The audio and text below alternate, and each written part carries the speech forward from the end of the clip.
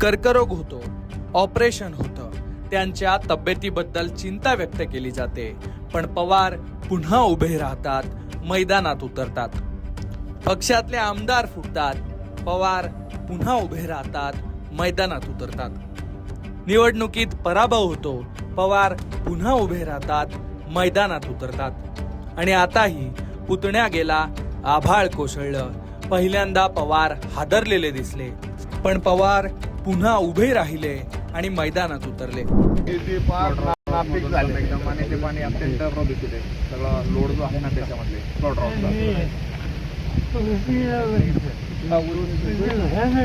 उपमुख्यमंत्री अजित पवार यांचा विमान अपघातात मृत्यू झाला.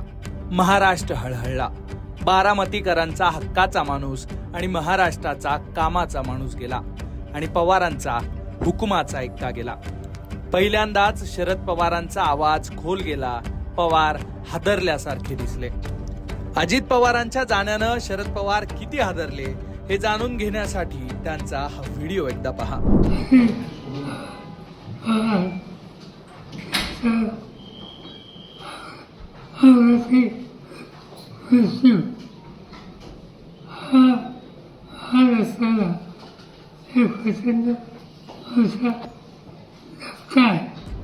पवार हळहळले. पुतण्या गेल्याचं दुःख त्यांच्या चेहऱ्यावर, त्यांच्या आवाजात आणि त्यांच्या थरथरणाऱ्या हातांमध्ये स्पष्ट दिसतंय. 28 तारखेला सकाळी अजित पवार गेले. 29 तारखेला बारामतीत त्यांच्यावर अंत्यसंस्कार झाले.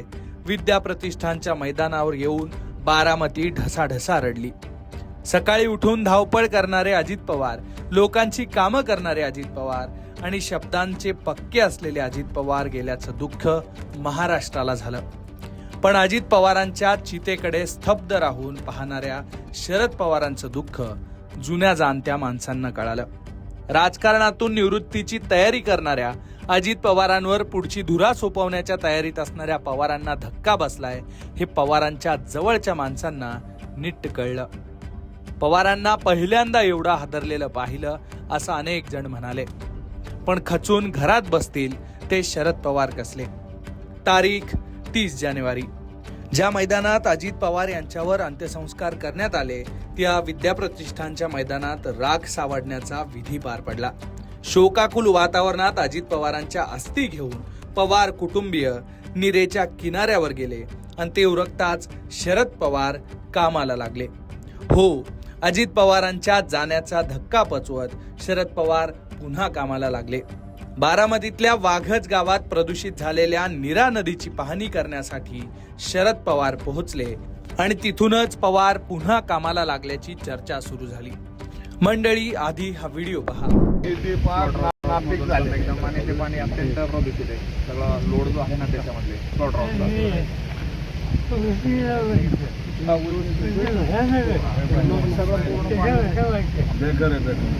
सगळीकडे म्हणून गव्हर्नमेंटने त्याच्यावर ऐकून घ्या. योग्य उपाय बंधनकारक जे जे काय तुम्ही उत्पन्नाचं साधन कोणी करू नका.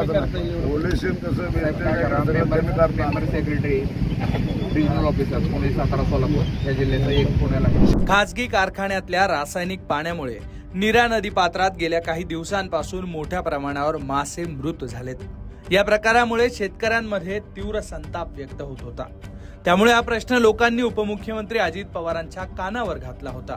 अजित पवारांनी आपल्या खास स्टाईलमध्ये नीरा नदीला प्रदूषण मुक्त करेन असा शब्द दिला. पण आता अजित पवार हयात नाहीत. पण त्यांचा शब्द पूर्ण करण्यासाठी शरद पवार तिसऱ्याच दिवशी मैदानात उतरलेले दिसले. शरद पवारांनी आज नीरा नदीच्या प्रदूषणाची पाहणी केली आहे. हे सगळं पाहून अनेकांच्या डोळ्यात पुन्हा एकदा पाणी आलं. पुतण्या गेल्याचं दुःख उराशी बांधलं आणि वय वर्ष 85 असलेले शरद पवार हे पुन्हा उभे राहिलेत. नेहमी अजित पवारांचं बारीक लक्ष ज्या बारामतीवर होतं त्या बारामतीसाठी शरद पवार पुन्हा कामाला लागलेत. Bureau report, Lokmat.